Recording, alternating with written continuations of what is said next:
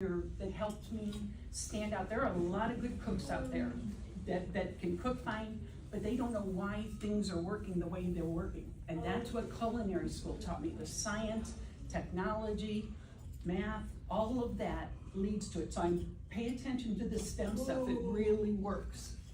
So first I want to talk about, going through culinary school and starting a business was hard. There's no doubt about it. I see Beth Sykes at my work program for Westside High School. Oh. Beth Sykes, my teacher at the Transitions program. Okay, thank you for sharing that. So, but it brings me joy. Getting up this morning to come here to teach this class this afternoon, it's worth all the hard work. I enjoy the prep and everything.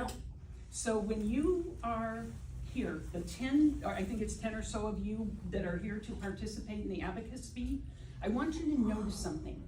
You could have slept in this morning. You could have watched TV. Oh my God. You didn't have to go out in the rain, but you're here. You're here because there's something about that experience. And I think if I asked each of you, you'd give me a different answer. Maybe you like the competition. You want to be the winner. Maybe you like the socialness of it. You know you're going to see your friends here. Oh yeah. So there's no right answer as to why you have practiced and gone through it and done all of this. The fact is you are here. You did the work to get here. Woo! So I want to give a round of applause.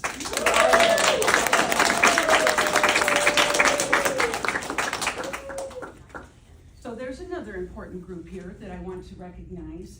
And I want the contestants to pay attention to this because with vision loss, you have to arrange transportation, you're in a strange building, it can take a lot of work. But you have people around you that have supported your dream, the thing that brought you happiness, the thing that made you smile. So let's give a round of applause to these important people and make sure you treat them well because with their support, they're helping you find your happy spot. So let's give a round of applause.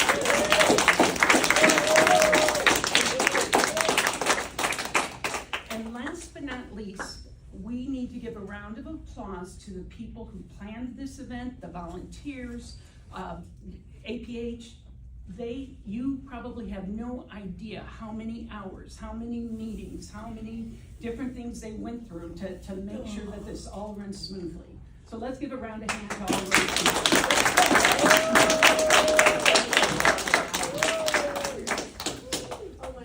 Okay, so what the Blind Kitchen does is we are an online business and we provide adaptive culinary tools, information and strategies to people with vision loss who want to cook safely, confidently, and independently. That's all we do in this business. Now, I was one, so people have often asked me, how did you learn how to cook? So I was one of 12 children in Indiana, and my mother basically always had 3 meals on the table for us. She was wonderful that way, but she didn't teach us how to cook. She basically portioned and shoveled. I mean, that's how she got her food out.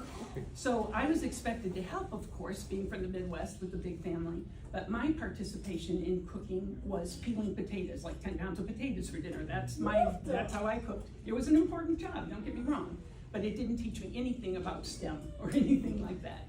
So, I hated it because I was a tomboy. I'd rather be out doing cartwheels and climbing trees and stuff like that. I did not want to be in the kitchen. But there I was, so no interest in cooking then. And then, somebody's man. So, I think it was the peeling potatoes. So then, when I got older and I moved out of the house and then started a family of my own, then I had to really learn how to cook. And the way I cooked then was by pre-packaged foods. Macaroni and cheese, and in the box I would do hamburger helper, I would do spaghetti sauce in a jar, and that is all fine. My youngest son is 6'5" tall. I must have done something right because he got enough food to get that tall. But that isn't the healthiest way. And again, it's good if anybody's doing it. I'm not judging at all, but there are ingredients. It's not the healthiest, and it's not the way to sustain our environment either. Plus, you can't really control the outcome. you're eating somebody else's recipe. And if you want to put your own touch on it, that's gonna be a tougher way to go. So again, no real interest in cooking. But I did teach adults. I taught professional writing and I taught mediation. And so when my vision took its final turn, where I was no longer able to function, I went to the Oregon Commission for the Blind and I took my O&M, my adaptive devices, Braille, all the things I needed to take to be able to function in the world as a person with vision loss. And I was taking a meal prep class. And so again, I knew I wanted to teach adults. And so I was taking the meal prep class and all of a sudden I thought, I could teach this. And then I thought, I don't know how to cook. I mean, the person that was teaching me, and I learned about talking thermometers. But I had never made chicken or turkey, which it's important to cook it to a certain degrees. And so I had never cooked it, so I didn't know. So I was learning from her, but I realized there was a lot more that I could learn. And also, when I was learning how to cook, there was no YouTube, there was no Food Network. I mean, this was back during the days of the dinosaurs. The information wasn't as available as today, and I'm so glad it is, but that didn't exist. That wasn't part of the world. You got a cookbook and you followed the recipe, or you bought the box of macaroni and cheese and you followed the directions. So I decided to go to culinary school, and I was the only blind student in there, and so I had to solve a lot of problems. So that is where the Blind Kitchen came from. That came from me putting together all of that information. But the important thing, what I didn't know about culinary school, was it took me from an ordinary cook who didn't know why I was doing things to a better cook, because now I learned about the science, the technology, not so much the engineering, but definitely the math. With those elements, you know, the kitchen is a laboratory as far as science goes, and the chef or the cook is a scientist. We're measuring things, we're mixing things, we're applying heat, we're doing different experiments with it. So it's definitely, science is a big part of it. Technology, oh, don't even get me started. I love technology. Oh my, I mean, I use smartphones and smart speakers, pen friend, way around. I use talking thermometers, talking scales. Artificial intelligence is amazing. Be My Eyes and Ira. This is so cool. It is cool. I use them all the time, and that didn't exist. Especially seeing AI. That's a good one. Yes, good point. I wish I'd mentioned that, because that's a good one. Seeing AI. So we live in a time where we can access more technology than ever in the past. And that helps put us with vision loss. I'm still a slow cook. I'm sure there's a lot of fast cooks out there. I'm not one of them. But with this artificial technology and with these adaptive devices and technology, it helps level the playing field. Now I can just use my voice to ask Alexa to set a timer. I don't have to swipe on my phone, or you know, you can just use different things to help quicken things up for us. So in terms of engineering, that is not my strength, and although I'm the beneficiary of it in the kitchen for sure, agriculture engineering, somebody had to use engineering to make the stovetop I'm using and the oven I'm using. I definitely am the beneficiary, but it's not in my face like the other three are. And so with any job you pick, engineering may be a big part of what you do. If you manufacture abacuses, that may be, you know, that's gonna be a bigger part of the stuff that's in your face. That's gonna be really hard. So it would be, but not impossible. You can do it. So what I want you to notice here today is that I wanted to address the math part of it. So math is measuring, portioning. What if I have a recipe that serves 12 people and it's only 2 people I need to make it for? I have to use math to be able to know what the amount of ingredients is, or else I'll have too much waste. And the opposite goes. What if the recipe feeds 4 people and I want to feed 12? I better know how to multiply to be able to do that. Abacuses are fine in the kitchen as well.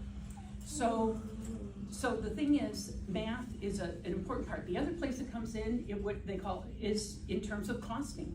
I may see a great recipe for steak and lobster, but if I don't have the money for it, so I'm not going to start buying ingredients until I know for sure that's within my budget. So math is gonna be a lot of places in your kitchen. That is so cool. So one more thing I'm gonna tell you and then I'll close. I wanna introduce a concept of science that I learned in culinary school. How many of you in here have used a toaster before? Yep. Oh, yeah. Everybody used a toaster? Especially in home cottage, everything's The Chapman. Okay, have you ever heard of the Maillard reaction? Nope. No, that is so insane. You are observing it every time you make a piece of toast. So when you, That is but with now the information I'm gonna give you, if you didn't know about this, it's gonna change your way of cooking. So when I pull that piece of bread out of the bag, I can touch it, it's a little bit squishy, a little bit harder around the outsides where the crust is, and I can smell it, and I'm gonna smell the yeast smell. That is the raw bread, and that would be fine if that's what I wanna eat, but no, I don't want peanut butter and jelly, I want a piece of toast, you know, with butter on it. So I put it in the toaster, I push down the thing, and something's gonna happen. The heat's gonna hit it, it's gonna dry it out a little bit, but the heat is also going to cook the sugars.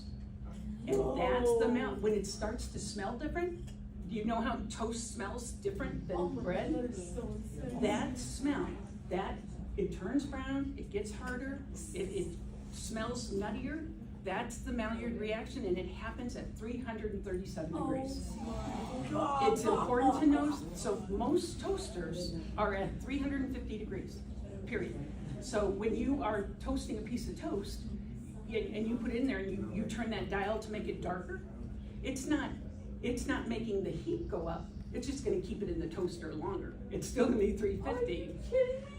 But it's important to also notice that if you keep it down too long, what's gonna happen? It's gonna burn. It's gonna burn.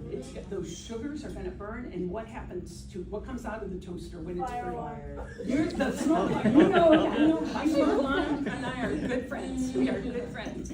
So it produces smoke, and so you can take it too far.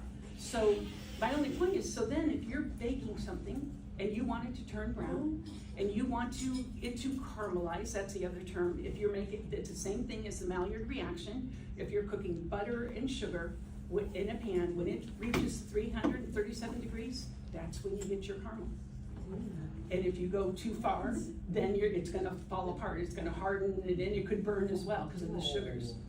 So my only point is, so like if you're baking now, if I wanna bake something and I want it to turn brown and have a little crispy top or whatever, I'm gonna cook it above 337 degrees. But on our oven, I can't turn my oven to 337 degrees. Our ovens in America, they're usually like 275, 300, they jump by 25 degrees, right? So what are most cookies and biscuits and breads cooked at?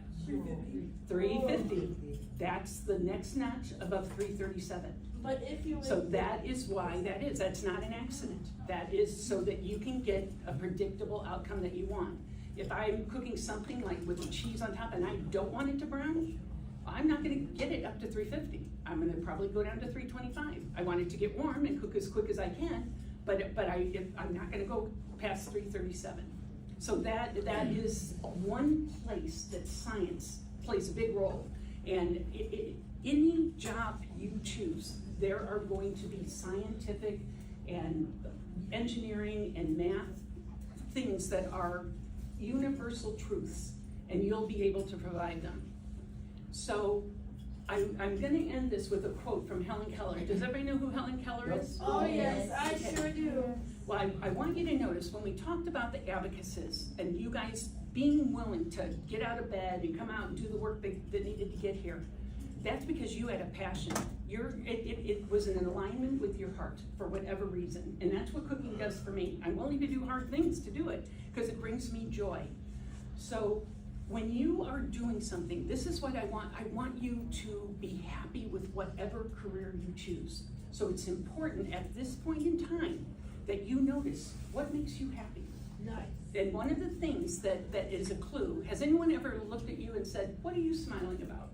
I have never done that. You have never done that. Sometimes it happens to people, sometimes it doesn't. Yeah. But if it does happen to you, stop for a second, because you don't know you're smiling. It's unconscious, but somewhere you're happy. Somewhere, we don't smile when we're not happy unless we're faking it. But if you're doing it and it's a spontaneous reaction to something you're doing, that's in line with your soul and who you are. And so you should try and find a way to get paid for it. I mean, that's the bottom line. Or find a career that is in alignment with that. That if feeding people is my thing, maybe I'll go to work at McDonald's. Maybe I'll go to work at Denny's. Maybe I'll start my own business. Who knows? Or maybe you'll work at like Taco Bell. It's true. Some way that I can express, can find that happiness in my heart. So Helen Keller said, success and happiness exist within you. She says, find your joy to become happy. Wait, I thought Helen had said, alone we can do so little, together we can do so much. I love that you know that. She said a lot of things. That's a good one. I love that quote. You love her speech. Yeah. So, you okay? Yeah, I got it. Okay. So she said that if you find that joy, that joy and you work as a team to be able, you're gonna have difficulties, you're gonna have to get out of bed in the morning, you're gonna have to go through the rain, there will be things you'll have to do, but in the end, you will find that you can overcome all those problems because it's in line with who you are and you'll end up being happy. Yeah. So I'm gonna close for now, and until next time, happy cooking.